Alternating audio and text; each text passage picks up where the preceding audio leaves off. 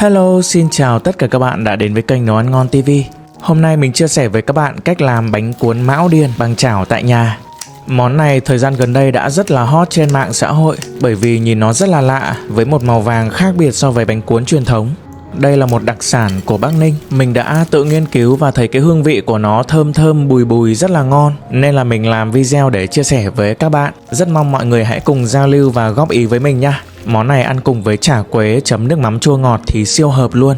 Bây giờ chúng ta cùng vào bếp nhé.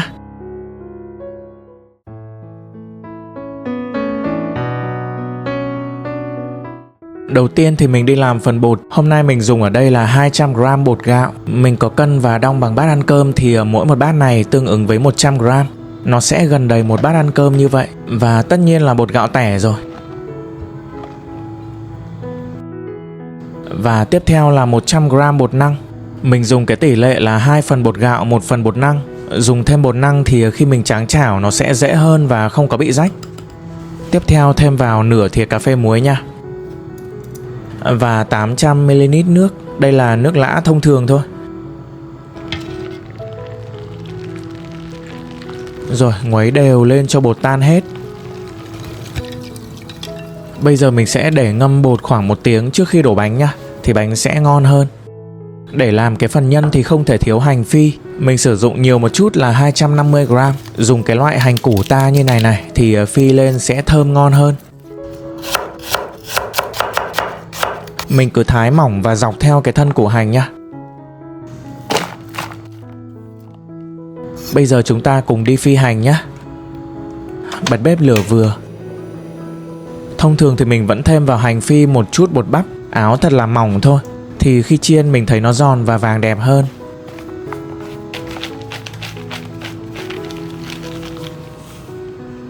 Khi dầu nóng rồi thì mình mới cho vào nhé. Mình chia làm 2 lần. Ban đầu các bạn cứ để mức lửa vừa. Và mình không có đảo liên tục nhé, chỉ dàn đều ra thôi. Khi mà hành bắt đầu se lại rồi thì mình gợn từ bên ngoài vào giữa để cho nó đều. Bây giờ hành đã lên một màu vàng nhẹ thì mình hạ nhỏ lửa nhé, để hành không bị cháy và vàng đều hơn. Đó, như vậy là được rồi. Bây giờ mình vớt ra ngoài luôn. Lưu ý đừng để màu đậm quá là khi ăn sẽ bị đắng và khét nha. Đó, hành rất là giòn vàng, rất đẹp luôn. Sau khi nguội một chút thì mình sẽ lấy khoảng 3/4 số hành này để làm nhân nhé. Cho vào trong một cái cối xay thịt. Rồi bây giờ thêm vào 1 muôi dầu hành phi. Trước đây có một chị đã bình luận hướng dẫn mình là khi mà dùng máy xay ấy, thì mình lấy một cái ni lông bịt lại. Khi xay mình không có phải rửa cái phần nắp này. Mình làm theo và thấy rất là hữu ích luôn. Mình cứ xay cho nó nhuyễn ra nha, để nó quyện với cái dầu ăn. Đó, rất là thơm luôn. Bây giờ mình thêm vào đây một chút xíu nước mắm nha, ít thôi, để cho nhân nó thơm và có cái chiều sâu hơn. Và 1 thìa cà phê hạt tiêu.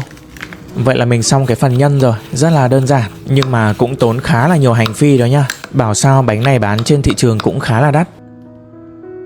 Và sau 1 tiếng ngâm bột thì bây giờ mình thêm vào đây 1 thìa dầu hành phi. Nguấy cho đều lên và chuẩn bị đi đổ bánh luôn nhé. Chuẩn bị một cái mặt phẳng để lấy bánh ra. Mình lấy luôn cái thớt, sau đó thì bọc bằng bọc thực phẩm lại để chống dính. Để cái bát sốt hành phi ở đây và mình dùng một cái chổi để quết nhân. Trước khi đổ bột thì quết một lớp dầu ăn để chống dính nhá. Và hãy dùng cái chảo có lớp chống dính tốt một chút. Bật bếp lửa nhỏ trong suốt quá trình làm. Và hãy chờ cho tới khi chảo đủ nóng rồi thì mình mới đổ bột nhá. Đó, múc 1 muôi vào, tráng đều như là đổ bánh xèo vậy đó. Nếu bột còn dư thì đổ ra cho bánh nó mỏng hơn. Đậy vung lại ngay lập tức và chờ khoảng 30 giây nha. Sau khi bánh chín thì mình cuộn cái phần rìa vào để đổ bánh dễ hơn. Sau đó thì mình úp ngược chảo ra thớt là được. Tuy nhiên thì mình để nguội một chút rồi mới phết nhân nhá. Trong khi đó thì đổ chiếc bánh tiếp theo. Đó, khi mà đổ vào mình cứ nghe một tiếng xèo xèo nhẹ như vậy là được. Nếu mà chảo không đủ nóng thì bánh sẽ không bám và trôi tuồn tuột.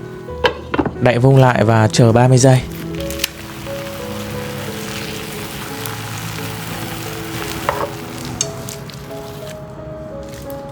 Tiếp tục mình đổ chiếc bánh thứ ba rồi mới quay lại cái bánh đầu tiên nha. Đậy vung lại rồi quay ra phết nhân vào chiếc bánh đầu tiên. Đó, phết đều một lớp mỏng thôi. Sau đó thì gập lại và mình để nó dẹt như thế này nha. Đó, nhìn rất là ngon. Tiếp tục lại đổ bánh ở chảo ra và tráng một chiếc bánh mới.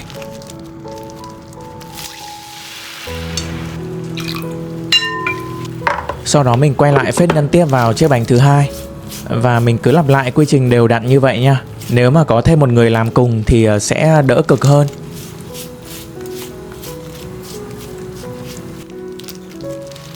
Và chia sẻ với các bạn mẹo để tráng bánh nhanh và dễ dàng là mình hãy dùng một chiếc muôi nó lớn một chút, sẽ đựng được nhiều bột hơn, để khi mà đổ bột vào thì bột nó nhanh chóng dàn đều ra, mà mình không phải múc đến lần thứ hai hoặc là xoay chảo nhiều.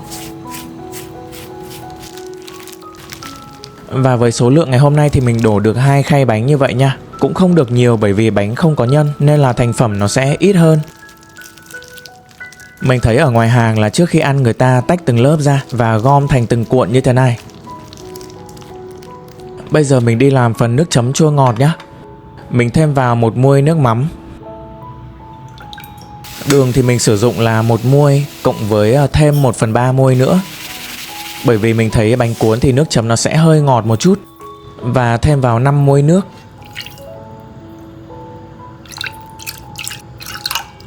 Bật bếp đun lên để cho nước chấm nó thơm hơn. Khi mà vừa bắt đầu sôi cái là mình tắt đi luôn nha, không có đun lâu. Và thêm vào 1 muôi giấm, tùy vào độ chua mà các bạn muốn ăn thôi.